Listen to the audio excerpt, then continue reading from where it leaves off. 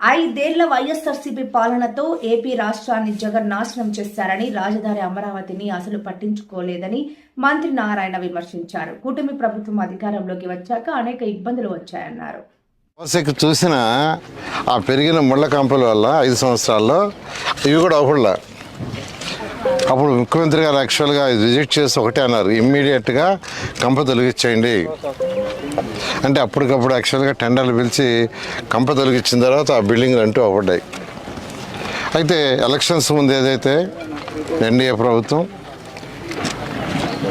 గౌరవనీయ ముఖ్యమంత్రి నారా చంద్రబాబు నాయుడు గారు యాక్చువల్గా ఏదైతే చెప్పారో, రాగానే యాక్చువల్గా అమరావతి క్యాపిటల్ సిటీ నిర్మిస్తాం అని దాని ప్రకారం యాక్చువల్గా అడుగులు వేయటం జరిగింది. అయితే అనేక హర్డిల్స్ ఉన్నాయి, 1, 2 కాదు. ఎందుకంటే 2014-19 తర్వాత ఈ యొక్క ఎంతవరకు జరిగిందో అంతగాని క్లోజ్ చేసేసి ఉంటే కాంట్రాక్టులతో కొద్దిగా ఈజీ అయ్యిండేది. వాళ్ళు క్లోజ్ చేయకుండా అట్టే పెట్టారు.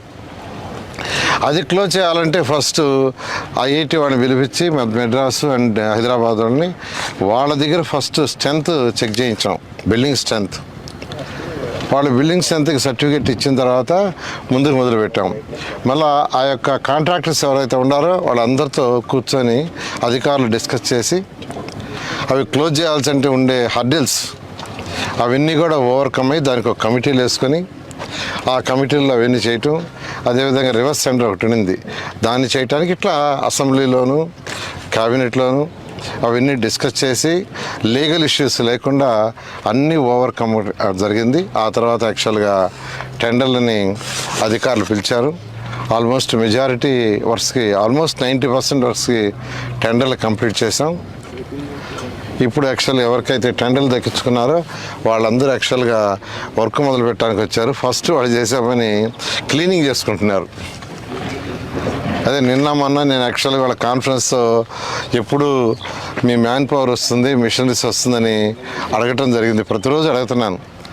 ఎందుకంటే పని జరగాలంటే మిషనరీ ఉండాలి, మ్యాన్ పవర్ ఉండాలి. తర్వాత మ్యాన్ పవర్ ఉండడానికి వాళ్ళు ఏర్పాటు చేసుకోవాలి. దానికోసం చెప్తే వాళ్ళందరూ సార్ మొత్తం మొదలు పెట్టాము, ఫస్ట్ బ్యాలెన్స్ ఎక్కడెక్కడ కంపమల్ల ఉంటే అదంతా తొలగించుకుంటున్నాం, క్లీన్ చేసుకుంటున్నాం బిల్డింగ్స్. ఎందుకంటే 6 సంవత్సరాలు దాదాపు అయిపోతుంది. ఈ 6 సంవత్సరాలు ఫస్ట్ బిల్డింగ్లు క్లీన్ చేయాలని చెప్పారు. కావాల్సింటే మీరు రండి సార్ అంటే ఇవాళ యాక్చువల్గా నేను రావటం జరిగింది. ఇప్పుడు సెక్రటరీస్, ప్రిన్సిపల్ సెక్రటరీస్ ఆ బిల్డింగ్స్ దగ్గర ఉన్నాం. దాదాపు యాక్చువల్గా మెజారిటీ క్లీనప్ చేశారు. ఈరోజు తీసుకుంటే మనకు మొత్తం బంగ్లాస్ ప్రిన్సిపల్ సెక్రటరీస్ కానీ 115 బంగ్లాస్ వస్తాయి. అదేవిధంగా మినిస్టర్స్, జడ్జెస్కి 186 వస్తున్నాయి. మినిస్టర్స్ అండ్ జడ్జెస్ వాళ్ళందరూ కలిసి 71. మొత్తం మీద బంగ్లాలన్నీ తీసుకుంటే 186.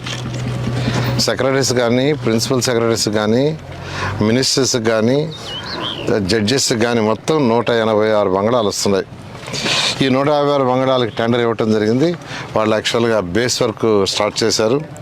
అదేవిధంగా ఎమ్మెల్యేలు, ఎమ్మెల్సీలకి, ఐఏఎస్ ఆఫీసర్లకి 432 అపార్ట్మెంట్స్ యాక్చువల్గా ఆ రోజు టేకప్ చేసాం. అదైతే చాలా వర్క్ అయిపోయింది. అవి కూడా వాళ్ళు యాక్చువల్గా మొదలుపెట్టారు. అదేవిధంగా గజిటెడ్ ఆఫీసర్స్ 1, 2 అని